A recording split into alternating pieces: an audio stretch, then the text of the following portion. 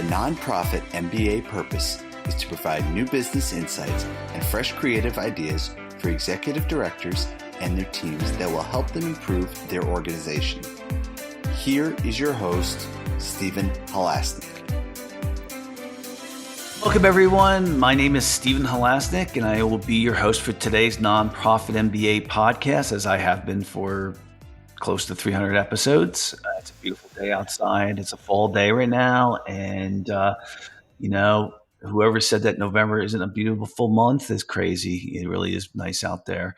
And I am, for those of you who don't know me, I am co-founder of Financing Solutions. And Financing Solutions is the number one leading provider in the United States of lines of credit to small nonprofits. Believe it or not, there's a company for the last 12 years that just specializes in that. And it's a great product. It's very, very, very popular.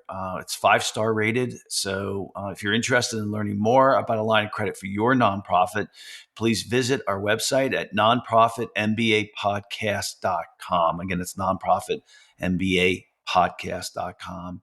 We have we have a sponsor. Our sponsor is Arrays Fast Fund Online. It's accounting software specifically made for small to medium-sized nonprofits. It's so much better than QuickBooks. I really have always believed in vertical, really, really good software that's made for an industry, and Arrays is exactly that. So if you're interested in looking for inexpensive software that's made specifically for you, please go to araize.com, arrays.com, or give Joe a call at 866-840-7449. Today, I am extremely excited to be speaking with Julie Pham from Curiosity Based. And Julie is a PhD and is the founder and CEO of Curiosity Based, an organizational development firm based in Seattle. She is the author of the number one Amazon new release and bestseller, 7 Forms of Respect, a guide to transforming your communication and relationships at work. Dr. Pham has been recognized with numerous awards for her community leadership. She was also a nonprofit executive for 6 years and has served on numerous nonprofit board of directors and government commissions.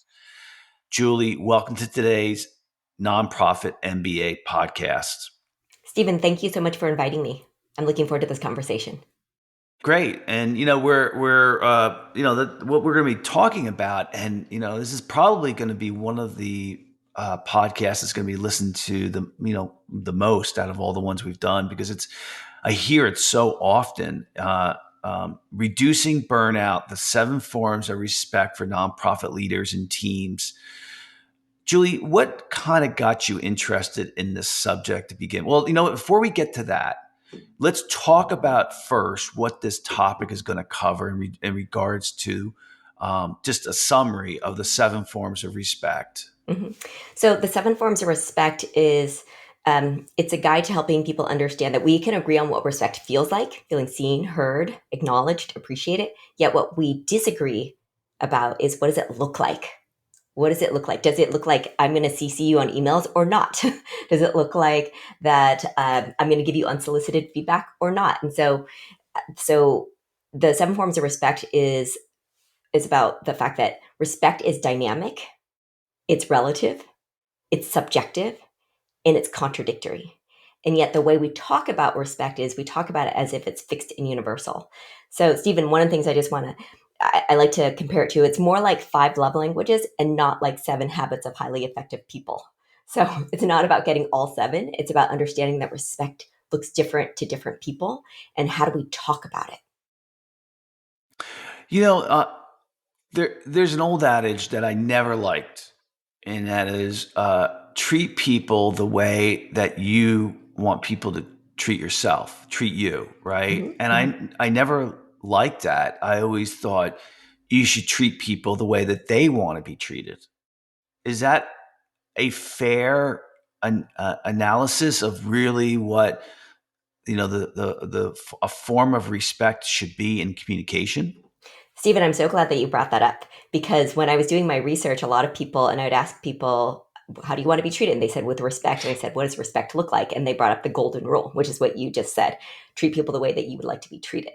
Now, the problem with the golden rule is, what if people don't want to be treated the way you want to be treated? So what the second one you described is treat people the way they want to be treated, right? And so that's actually what they call the platinum rule. Now, there's a problem with the platinum rule too, because what if you don't want to treat them the way they want to be treated? So let's say they love to get lots of praise, and you feel that you think that's superficial. Oh, I hate telling people that they're amazing and awesome unless it's truly exceptional work. And so actually, I have what I call the rubber band rule. And so you can see this rubber band here. So with the rubber band rule, what it shows is we're actually, as humans, we're pretty flexible. So Stephen, I know that you like this, and even though I'm ambivalent, I'll stretch for you, right? And so in groups, we will also, maybe there are some team norms that we don't really like to do ourselves, but we'll stretch for the team because we want to show that we're respectful. You know what happens over time? You stretch and you stretch and you stretch. You know what I'm going to It do? breaks. We snap like a rubber Mm. band. And so with the rubber band rule, it's about knowing what are our internal breaking points. What's going to make me snap? And that's different for everyone, because some people are these big, loose rubber bands and like, whatever, I'm all good. And other people are tight little rubber bands. They've got their boundaries, and you can easily snap them. And it's more about understanding what's going to make me snap. And so that, going back to the burnout, a lot of times people get burnt out because they are stretching all the time. And I think this happens particularly in the nonprofit sector because we try to be so accommodating. And so here we are, and we're stretching for our clients because we think, oh, they, the clients of our nonprofits, they need us, and we're stretching for our coworkers. And yet what ends up happening is we can really easily snap unless we, and so that's why I think it's so important to articulate, huh, how do I want to be respected? Why is that? And how do I share that with other people? You know, my dad was a purchasing agent, and he also played in his own band for 40 years. And I'll just use this as an example. I mean, he's passed. He lived to be 91, but he passed 8 years ago. Um, I don't even know if burnout was common back then. And I mean, let's take a step back here for a second. Why is burnout such a big deal? I mean, it's all true. I'm not saying it's not. Why?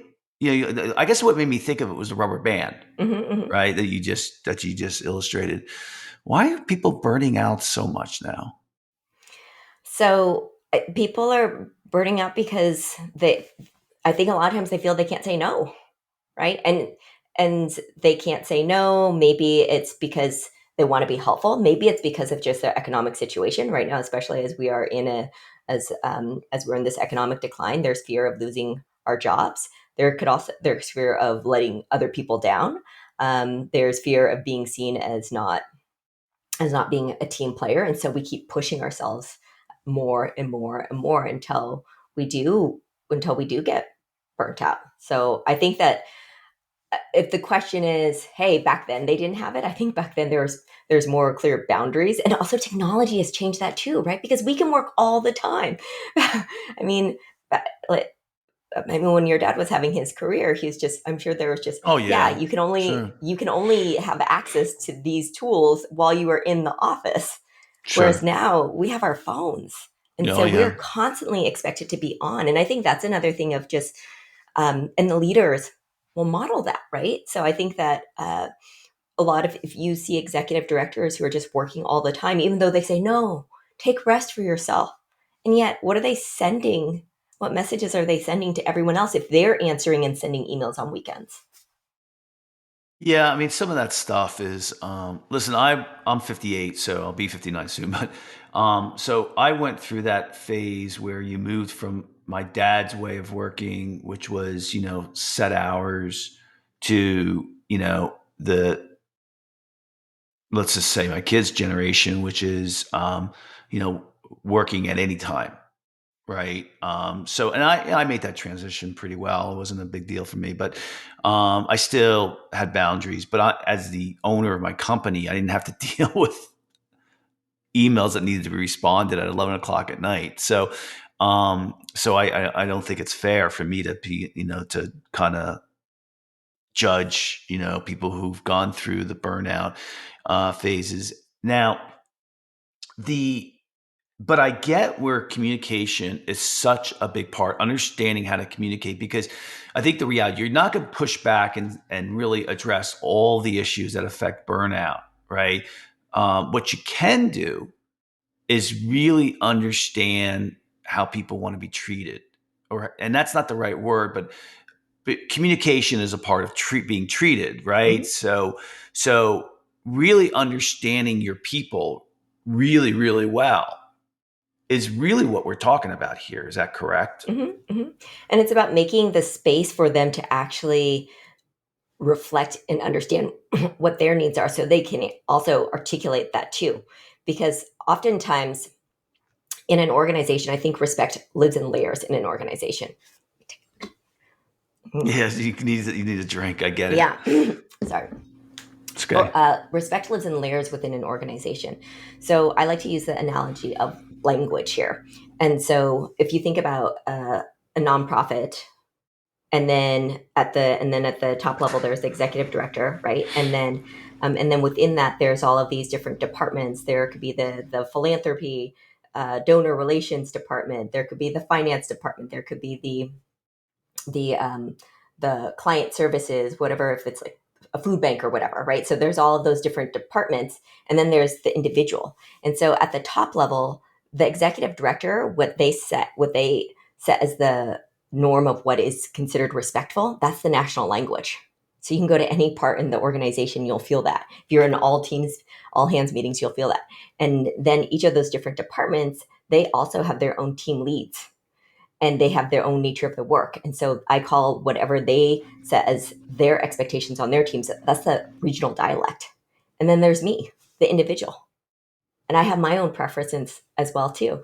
And so individuals who do best in any organization, they're the ones who can be multilingual, right? And yet this it is really, I think, a big communication problem, because we use the word respect as if we mean the same thing. So Steve and I could say, I need you to respect me, and you could say, Julie, I am respecting you. We go back and forth and we talk. We want people to respect one another, and yet we don't talk about what are the behaviors that are associated with how we about what we consider to be respect here, and not to have judgment around it, to actually think about it in terms of, we are going to, for example, if you work at a food bank, you need to, or a blood bank, you need to get the blood, the food out to the community, right? That there's a time urgency there.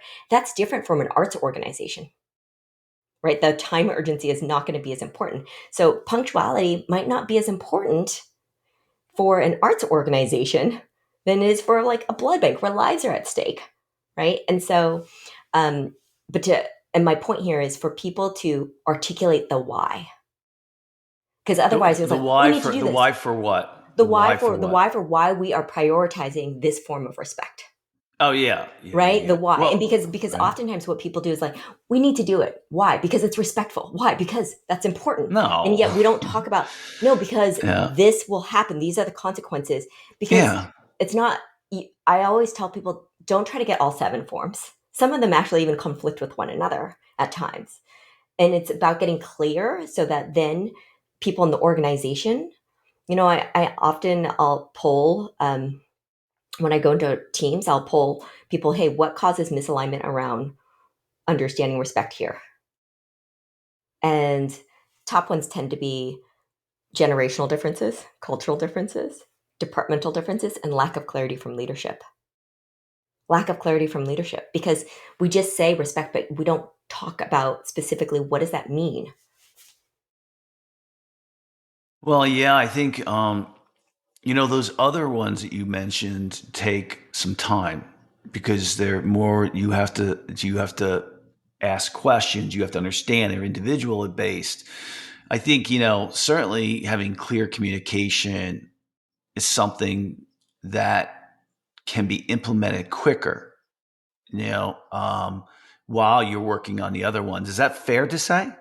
I think that I think that no matter what, we have to go slow to go fast, which Well, means I that agree with that, yeah, but right. Which mean yeah, and so in there, it's just people even leadership has to model, hey, we need some time for self-reflection, and all of this, the seven forms of respect is actually, I think of all of this as a tool to spark curiosity, to practice curiosity. And I think of the curiosity as a practice that has three elements. The first is self-awareness, the second is relationship building, and the third is clear communication. And that first one, that self-awareness, is really hard. Stephen, did you know most people, there's a Harvard study that shows most people think that they are self-aware, yet only 10 to 15% of them actually fit the criteria. yeah. So, you know, Yeah, but I would have. That's what I would have. Yeah, I would have guessed that. To be and honest with yet you. part of that is just actually making time. It's not like, oh, they're dense people. It's just like because we are in this fast-paced world where we actually don't allow for that time to ask, how do I want to be respected and why? Because if I don't know that for myself, how can I expect other people to know that? And yet that's what Yeah, happens. We just expect other people to know because we think that they want what we want. And we actually need to make time to first understand what do I want? Oh, and if I want something in particular, then maybe they do too. yeah. I mean, I'll use this as an example, and it's. I think it relates, but it's not about a nonprofit. Okay. So I lost my wife unexpectedly 2 years ago, and I had a great marriage. I was married for 26 years, and my wife and I had so many friends. So we were very social. We had tons of friends, and it's been just a total amazing experience to me. Um, how people do not ask how I'm doing. And even a group of business owners that I've been friends with for 25 years, when she passed, they all asked me, and we were in a meeting, how can we help you? And I said, um, ask me how I'm doing, Mm. right? Mhm. You know how many of them did that? Like one. Afterwards? Yeah, Oh. on a consistent basis. Mhm, mhm. And so now, and let me, I belong to a group of people who all lost their spouses. We all say that. Ask me how I'm doing. And we all complain that nobody does. And so there are some, universal things I think that do. Um, what am I trying to say out of here? I think there are some universal things that people go through that you can assume that you do want to be treated like.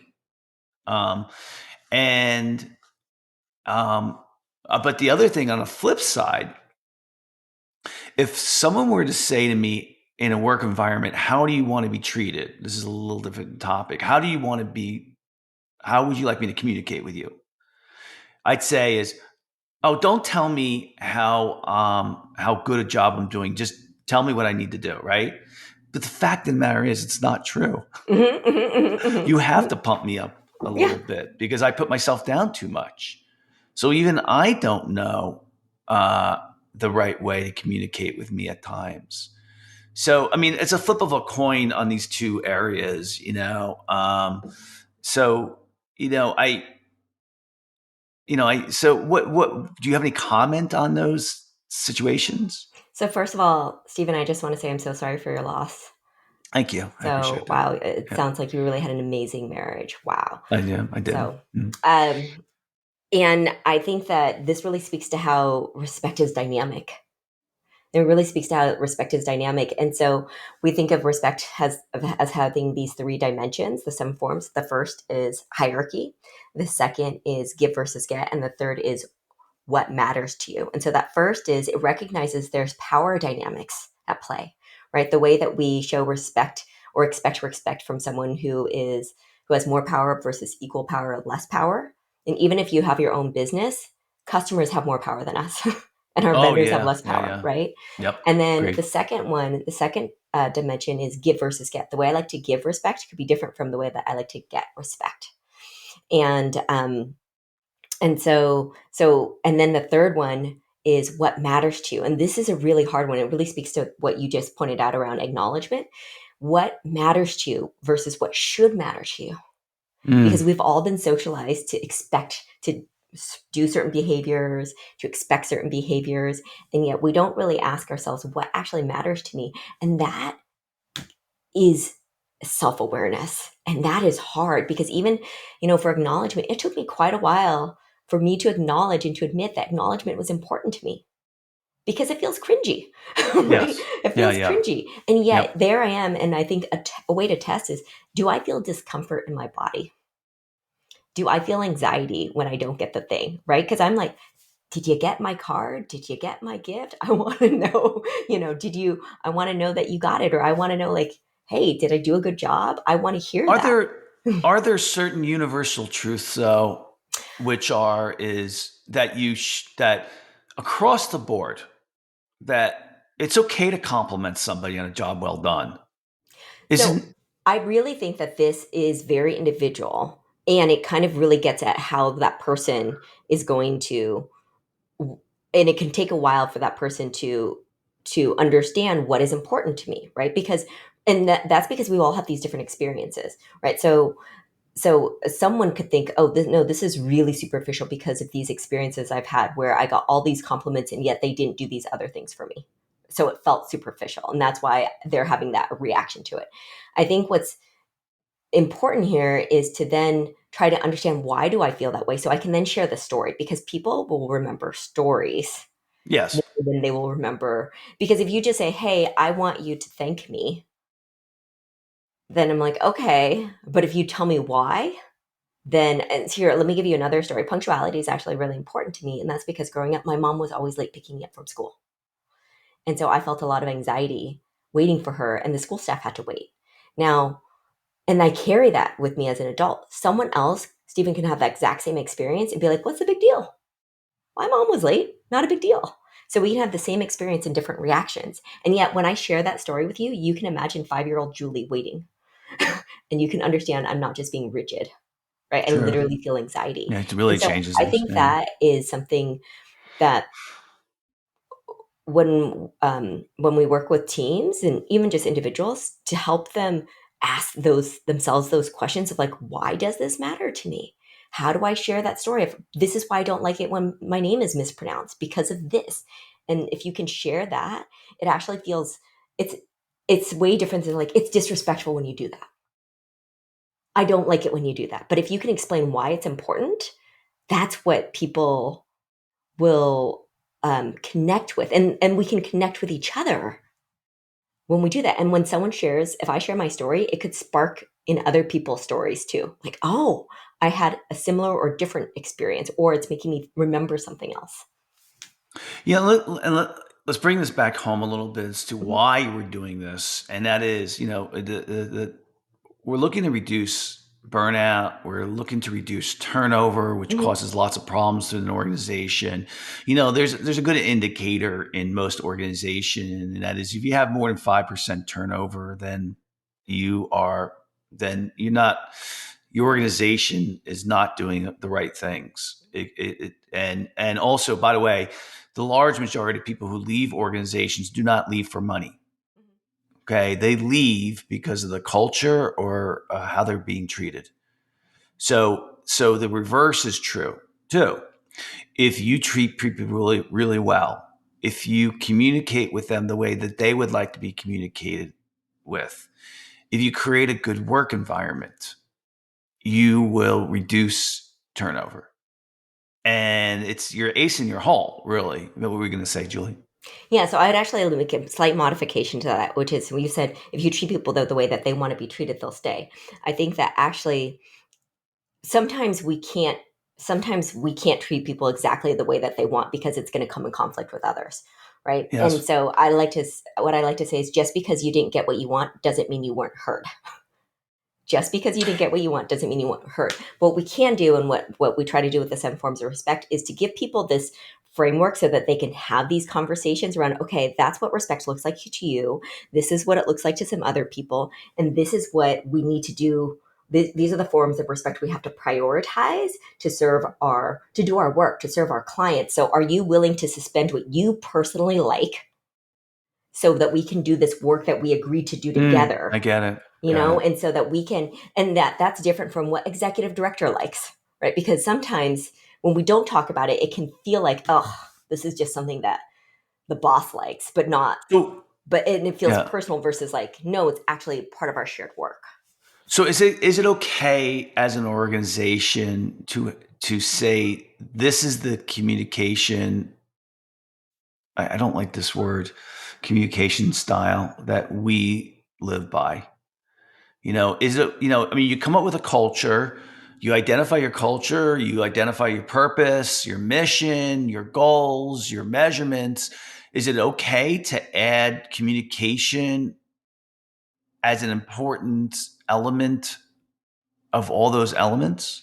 Well, I like to think about it in terms of what is this organization's t- top forms of respect? What are you going to prioritize? Let's Yes. say like just three, right? And because Hmm. that gets away from like trying to get to all seven. Yeah, And yeah, then yeah, we have create stories around why each of those are important. And then that way we can say, oh, even though I don't personally like that, like for me, for example, yes, information is something that we prioritize at Curiosity Base. It is not one of my personal ones. Information is giving open access to data and things like, I don't personally like that. And yet because of the stage of the company, because of the team and I have talked about the importance of having information, and we have our stories around that, right? And so that's what I think organizations need to do is to choose, hey, eh, these are the ones that we prioritize as an organization. And you know what? It can change for, and then when we're on the exec team, we do this. And when we're in the philanthropy yeah. team, we do this, right? And then, oh, Stephen, you like this. And it's like just the two of us. I know you like that. So I can flex. And that's the thing, like that respect is dynamic. And there's also going to be times where there's seasonality, right? Like the holidays is typically a big time for nonprofits. Okay, those things around consideration, that's not going to be as important right now. We have to like prioritize this. And then to be able to feel that we can, hey, we're flexing because of this. And I think that's the thing that's missing. People tend to focus on the what and they don't follow that with the why. What are some if like you said information is one of your communication cultures for your organization. Do you have two other ones or no? Yeah. So we also have candor and we have procedure. So the seven Okay, forms. Let me just really quickly say them. We have this please. acronym called PICA, PPICCAA, and it stands for procedure, punctuality, information, candor, consideration, acknowledgement, and attention. And so for us, because we're a small team of five people, we need to really be able to share. Hey, this we use Slack. We put all of these conversations on the open channel. We used to do direct messages a lot. It's like, no, we actually need to put this on. We need to share what's happening and make that open to everyone. So that's information. And we do that because we're in different time zones, we're in different locations. We just need to have information flow easily so that no one is a bottleneck. Before I was the bottleneck. So candor is another one, and that is about asking deep probing questions, giving feedback, giving constructive feedback with idea to improve, because we're constantly experimenting and trying to improve. And so we have expectations of, hey, when we end something, we talk about what went well, what didn't go well, what should we change for next time, and we need to give all of those different feedback, and that people see. Even though I'm the CEO, people give me feedback public, and we do it publicly. That's another part of our culture. Although you don't have to, if you prioritize candor, you don't have to do it publicly. That's and then procedure is, it's about following certain rules, established rules, and instructions. And the idea is that each person knows their has their expertise area, and we trust that person to tell us like this is what we need to do. And then and And we will do it in that way. And so those are the ones that we have prioritized, um, because we've also messed up when we didn't do that. Because it was like, oh, we kind of like did it on our own, and like, oh, but I spent all this time like putting together instructions for you. Why did you follow? Oh, you're like, you're right. And then this is what happened when I didn't. So that's another thing, trying to have these stories around when it didn't go. Why is it important? Because like, we've experienced um, when it didn't go well because of that. So yeah, I think it's important for organizations to think about what are the forms of respect we need to prioritize, and why. And they can be different from what the leader likes. Yeah, I can. I was going to say this at the end, but one of the things I had gone to a long time ago, I'd gone to this conference and I had heard one of the business owners got up and said that one of the things that he does really well with, or what he does, is he takes every month he'll take one of his employees out to lunch, and he said because he does that, what he also does too is he has a one-on-one conversation with them back at the office too about what their life goals are. And this is a good 15 years ago. So I did that. I thought it was really good. I thought, get help me to get to know my people better. Um, and I'll spend time with them, and I'll learn what makes them happy and tick and what they're struggling with. And it was great. It was really, and the reason why I'm raising that is that I think I was able to communicate better with people because I understood them better when I did that type of thing. So the reason why I'm raising this as a point is that what you're going over is I wouldn't say theoretical. It's not. It's very detailed. It's you're going from A to Z, and people just want to get the B first. And so I'd like you to break it down to us as some simple things that people can do to get started. What would you suggest? So my favorite icebreaker to start this conversation is to make time for people to answer who and what in your life influence how you think about respect. Huh. Talk about those personal stories, and they can also be positive and negative models, right? And so like I had a positive reaction, I had a negative reaction to this. I learned how not to be how not to respect someone. This is why I have the expectation. And when you're having those conversations, that's when the sparking of the stories will happen, right? Because it's not just um, I'm learning about myself as I learn about you and as I share about myself, right? And because you're reacting to me. And so that's one. The other thing is, after you have that, another is for people to talk about what are examples of respect and disrespect here at this organization. And what you can see is, whoa, some things that people think are respectful, others think are disrespectful.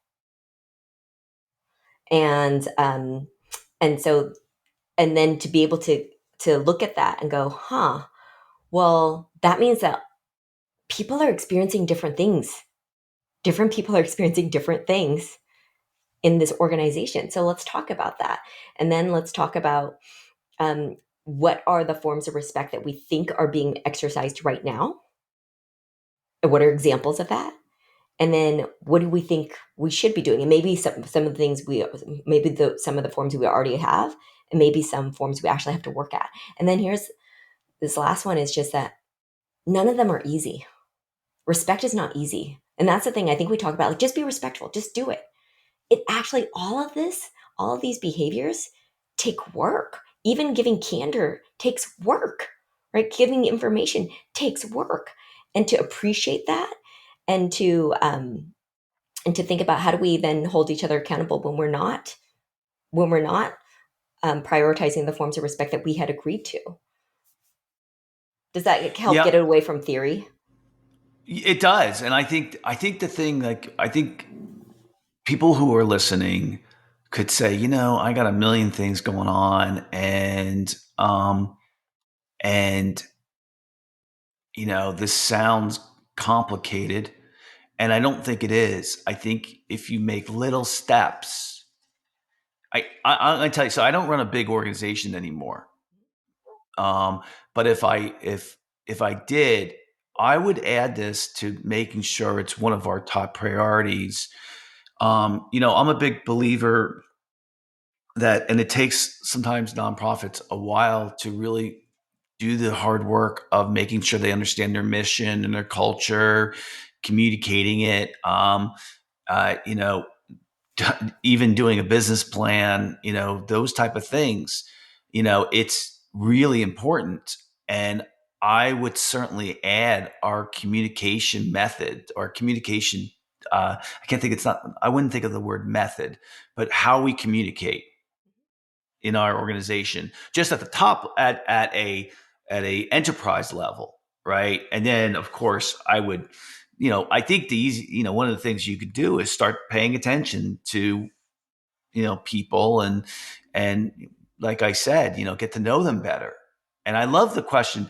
Your question that you came up with, I think it was really good, which was who what was the Who in question? It your was life and what experiences have influenced how you think about yes. respect? Now, the only thing I would do with that, because I would give it to people in advance, Hmm. Hmm. and I would say, in a week when we sit down for our one-on-ones, I'd like to hear your answer for that. Hmm. Because when you said it, I really had to put some thought into it. Hmm. And, I'm not going to do that in 5 minutes, or less. So I really, and I think I think that is a great place to start. Hmm. I think a good place to start is making sure you're having one-on-ones with your Hmm. employees, Hmm. right? Because there's a lot of companies that aren't doing it. This is the other thing that I know to be true. If you were to be really good at what Julie's talking about, the communication part of your company, right? I'm going to tell you right now, 95% of the other nonprofits, the other companies are not doing a good job at this. And you're going to differentiate your company. You're going to reduce your turnover because of that. And let's put it really into the real thing of what we're trying to do here, right? All of us. Are we trying to reduce turnover? What we're trying to do is have a place that we're really proud of working at. That's the difference.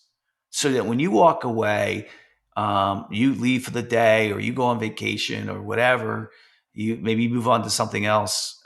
You can say, wow, we built a really good organization that really respected people. We communicated well, and this communication project that we worked on really paid. I'm really proud of it. Is that fair, Julie? Yes. Yes.